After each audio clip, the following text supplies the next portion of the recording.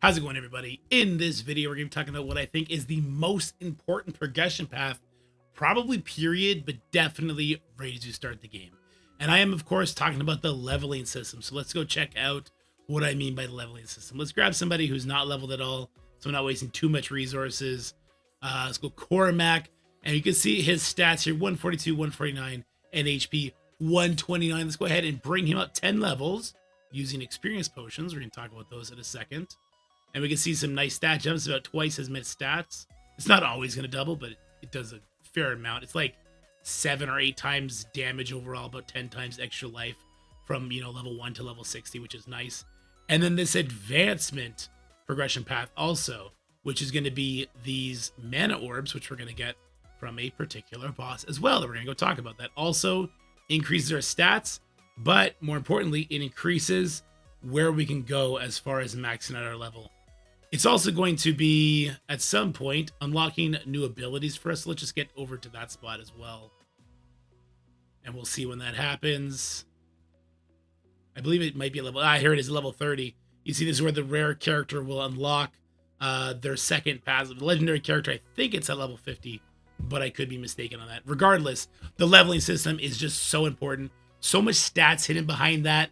And then it opens up other things such as, putting these the awakened stars on your characters, which will also increase your stats, open up new gear tiers. This is something we're going to have to do. So these 3 progression paths really, really build into each other, but the level up and advance more so for sure.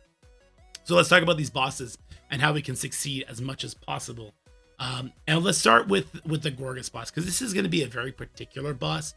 And there's going to be a couple of gear sets we'll talk about at the later half of this video that are going to be super important.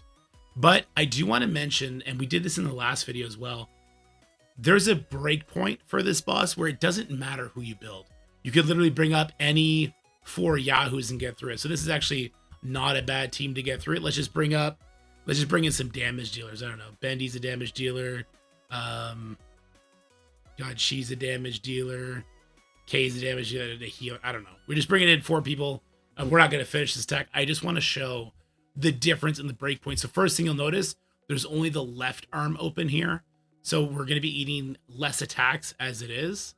But watch what Betty's damage actually looks like here. So Betty hits, and he hits for a good chunk, and you can see his second hit actually went over here. So he's actually doing a good bit of damage. Now, if I were to forfeit out and we go do even just 1 difficulty higher, so the difference between level 6 and level 7, that's the breakpoint where they kind of turn on the mechanics for this boss. So again, I'm just going to attack. You see the right arm is in play now, so we're going to be eating extra attacks. And watch the damage we do this time. Absolutely minimal. The boss just has so much more life. And this boss, what he wants is he wants you to hurt him via dots. So these characters that just do raw damage, they do very little. And then we're going to be getting this flame debuff, and I'm hoping he's going to hit us with the big AoE almost instantly here. We'll try and survive long enough for him to do it. So when we get these flame debuffs, it's going to do an explosion, basically. He's going to activate the dot if we survive again. So what we have to do is 2 things in this fight. We want to cover the boss in dots, and we want to either have dot immunity or a dot cleanse on our team so that we can get rid of it. Also, you just see the dots do a tremendous amount of damage, right? I think he's probably about to do the attack now. No, not yet. It's going to be the next attack. Hopefully we can survive. Look at all these dots that we have. And you can see the damage we've done is just nothing.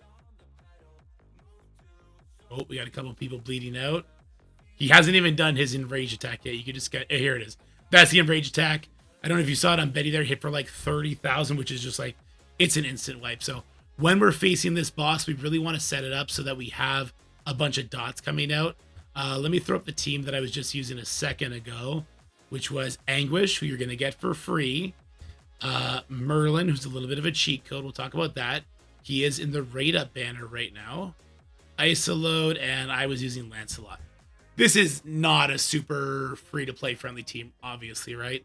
I have Merlin, who is in the rate up, but I still kind of think Guinevere's rate up banner is better, just because if you don't pull the rate up character, Guinevere's other alternatives are better. And Lancelot, I think you just get Lancelot from the regular special summons. And I've just gotten lucky and pulled him, I think, 3 times now. And then I got his weapon, which was super lucky. If you don't have this, though, like let's say you had this 3-piece to start, maybe you were pulling for Merlin, not a terrible idea.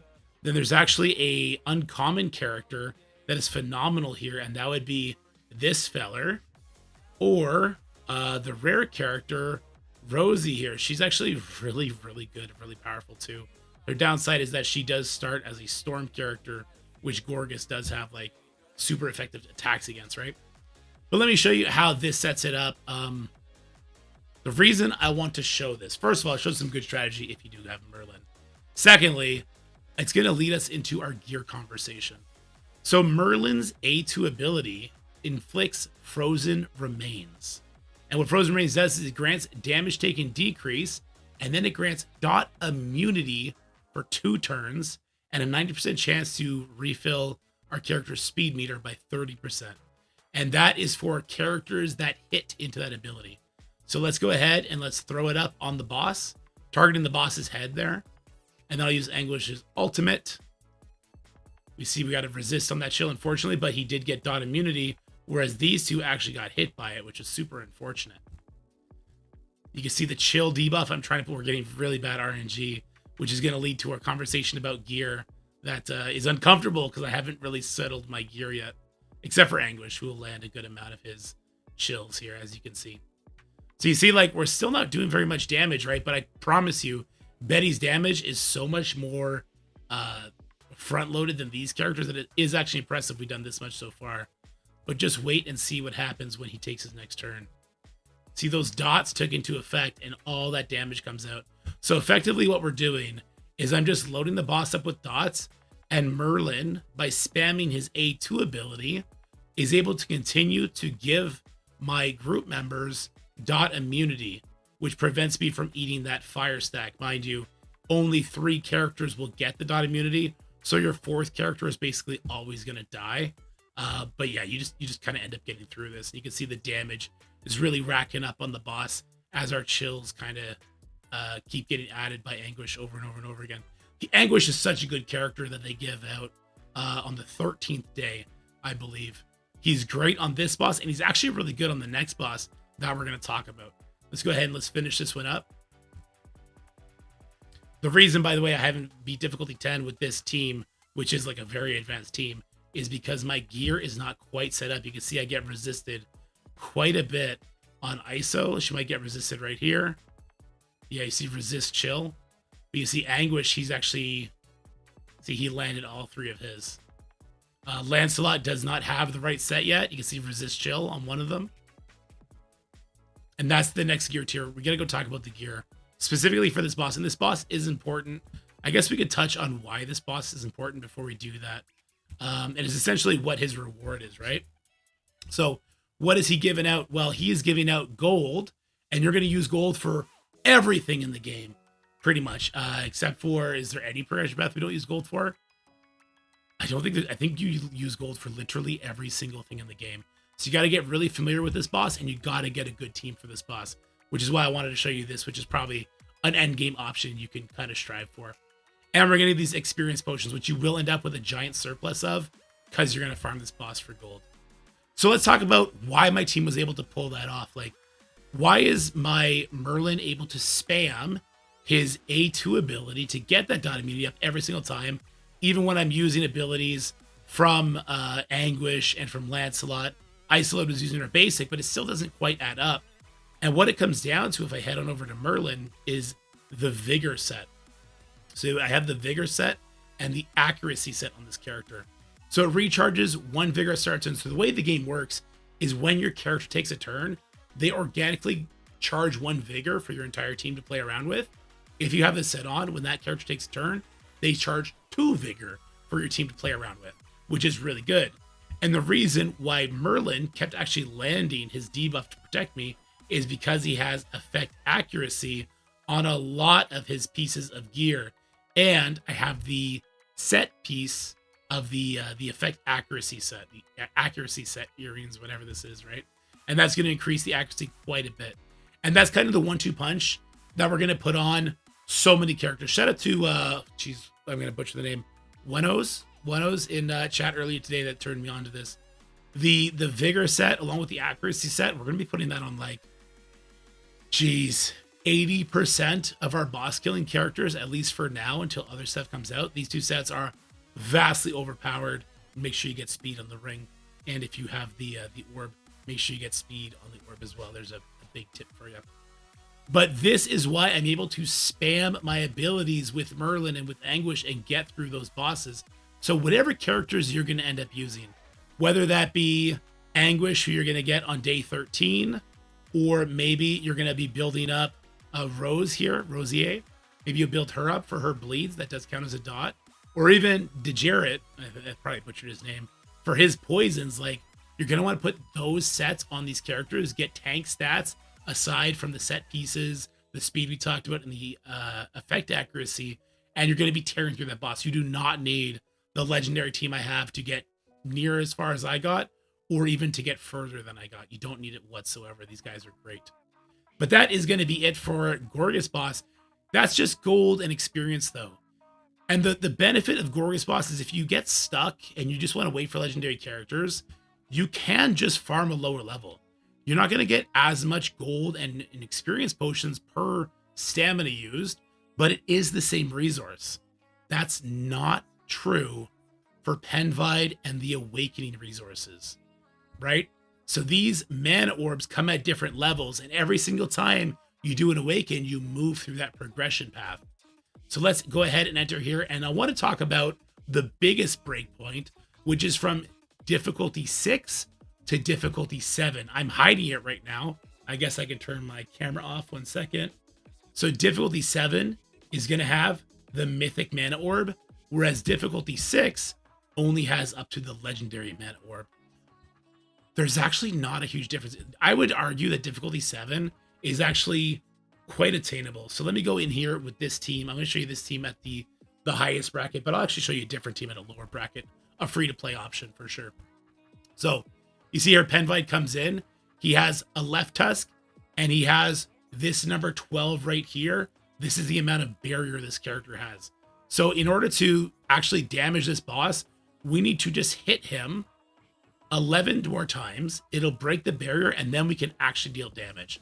So I'm using a pretty whaley team right now. I mean, a lot of these characters are not super whaley as they're in current banners, but yeah. Here's Tristan. Tristan is just a barrier breaking god, which is why I like him so much. And you can see there, as soon as the barrier breaks, we're looking at huge damage numbers, right? So this is difficulty 6. You would not get the red material for beating this difficulty. Let's go back now and let's do difficulty 7 and let's look at the big difference there. So now we do have the option to get the Mythic Mana Orb. Let's jump in here. And the only difference is there's now a right tusk. We just ignore these tusks, guys. You could go and break them, I guess, but you're just kind of letting the boss tee off on you, and then you're going to need to have a healer incorporated somewhere in here for sure. And at the higher difficulties, the healers, they can't really keep up, at least not with like the early gear sets. So we just focus the boss down. It's not difficult because that number 12 was still the same. What I would warn you, though, is if you're just farming difficulty 7, the drop rate isn't exactly like 100%, right? So we want to get as far as humanly possible. And difficulty 8 is where it's going to ramp up to its hardest mechanics, but not the hardest hitting, I would say. So let's look at difficulty 8 as a case study on what we need to do. And then we just scale that up by increasing our other progression paths and going like that, right? So notice, instead of 12, it's now 16. Big difference. Sorry about that. So it's going to be a big difference in getting enough hits onto that shield to get it broken down, right? So Morgan does hit 3 times here. Merlin hits 4 times, so I am breaking through that barrier. And I just want you to keep an eye on what Tristan does here. So there's 8 more. He's going to rip through 6 of it, and then he hits again. And I think it's 5. I think he takes off 11 total. And then he's going right back at it. He just rips through the boss. So when people say skip Tristan, I'm not sure that's the best advice. I mean, the general strategy I'm implying here is I'm breaking the shield and I'm setting it up for Betty to do an attack, because as soon as the shield's down, Betty can chunk the boss for like all of his life. But this is kind of a whale team. So let's look at some other options that you do get for free that are great on this boar boss. And we'll go right back into difficulty 8 on the 16 charges here. So, yeah, so I don't think you should skip Tristan. I think Tristan is actually pretty phenomenal here. And he does have a leader ability, actually, that is going to give us attack speed up by 15%. So it just lets us get our attacks off earlier, right? I do think you still want Morgan. Morgan, it attacks multiple times, and she has a defense down. Anguish also hits for 5 times on his ultimate, and Kay hits for 5 times on her basic. Now, if you were going to sub anybody off of this team, it would probably be Anguish, because his ultimate does take a little while to get to. And then I would want to throw a healer in, whether that be Triss or Gillian, like whatever kind of healer you have, just to kind of keep you alive while you're getting through this, because this is going to be a weaker team. The team I have is like a blaster team, right? Like get through it as fast as possible. This is going to be a little bit more finesse, which, I mean, you should probably just expect it to be a little bit more finesse when you're earlier on in the game, right? I've been playing the game for a while. But Kay is a character you get for free, and on her basic, she hits for 5 times. So she just chews through this barrier really quickly, down to 8. So Tristan will eat the rest. And now he's actually doing some big damage too, right? You see ISO, she actually hits for 2, and she'll do a chill here. We could use her heal if we want. But we just have a lot of multi-hits on this team. This is completely free to play. Great damage. If you put more effort into this team, it's going to scale great for you. I don't want to do this because I don't want to kill the boss. And then we do lean into the same sort of kit I was talking about earlier with the vigor and the accuracy for Morgan and for ISO. But for Kay and for Tristan, we want to do something different for sure. Especially Kay, if you're only going to be using her for boar. What I was doing for the longest time before I got those really hard-hitting characters is I actually equipped a counter set to her. Yeah, so when the counter gets triggered, she actually goes in and she hits the boss a bunch of times, and she'll strip a lot of those shields off. So I was able to kind of go from vulnerable phase to vulnerable phase to vulnerable phase and just getting a lot of work in. And as far as Tristan goes, we just want a straight damage set on him. I have speed and crit on him right now. I need to change that up probably to attack and crit damage, the same as Betty, because he's doing phenomenal damage, right? Anyway, guys, this video was a little bit longer than I wanted it to be. I just want to talk about these bosses, talk about the break points, when the strategy kind of kicks in, what kind of strategy you should apply, and options for you. So I hope you enjoyed that. And you know what? Let's go look at what the fruit of our labors would be if we get this done. I do think I have enough to bring up a character I'm currently working on, Sigrun. Okay, I can't advance right now. You know what? I need to go beat a Plains boss. So let's go do the highest difficulty of the Plains boss. And it will not be with this. It would be with Betty, Tristan, Morgan, and my boy Merlin. All right, here we go. And you can see I haven't got these guys' weapons leveled up all the way. We're going to be working on that tomorrow. So this is kind of my, you know what? This is kind of a whale team. Just call it spade a spade. We're going to use the basic here, do the first hit on the shield. Use the special. It's going to hit 3 times. Also take buffs off and give defense down. Morgan is a crazy good character. Somebody in chat was saying it today, like, I can't believe they gave Morgan away for free. She's just so good. And if you can get her and Merlin together, you have the makings of like a great team. I'll just use the basic here because we're going to see what Betty does. Check this damage out. Now that he's vulnerable and he's got a defense down, boom. Oh, that did not hit as hard. Oh, it wasn't defense down. It was speed down. There's the defense down. Oh, well. This is going to be a close one. I don't always win when I do this one, to be honest with you.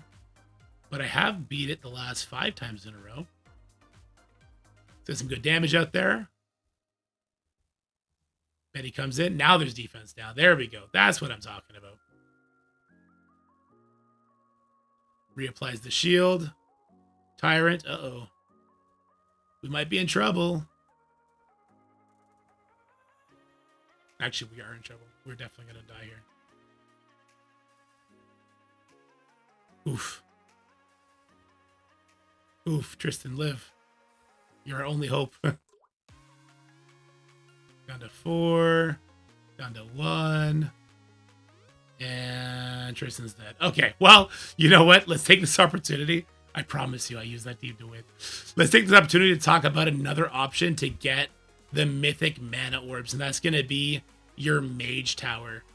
I don't suggest using the Mage Tower early on. I'm going to do it just to save time in this video. I would much rather just go ahead and beat that boar. But you can use the Mage Tower to convert your Legendary Mana Orbs into these Mythic Mana Orbs, but it costs 50. Now, if you're upgrading Legendary characters, it takes 50 Mana Orbs to get it done, and that's like 2 million gold. You're just going to end up farming Gorgos the same as you would have to farm the boar boss to get this done. But if you're farming lower levels of Gorgos, you just don't get that much gold. So I think making a team to farm the boar boss, like you just saw me fail in spectacular fashion, is the better call. But I'm going to do this just for the purpose of cutting this video a little bit shorter. And let's go upgrade Sigrun here, and we'll see the stat jump that she's going to get from jumping up. So first things first, we can see she already does have her 3rd passive, so she must have got that at level 50. So let's go ahead and let's advance her. There we go. So nice stat jump there, about 60 stats. Very cool, very cool. Here it went up about 90, and here we went up about 800, a little bit more than 800. Nice. And now let's level her all the way up. If we have the gold for it, we do. And look at the jumps here. 240 attack. That is such a giant number. Almost 400 defense. Nearly 4,000 health. Like that stat jump from 50 to 60 is absolutely crazy. Look at the health difference here. That's nuts. And that's why I greatly value getting the levels up on the characters that you're trying to use right away.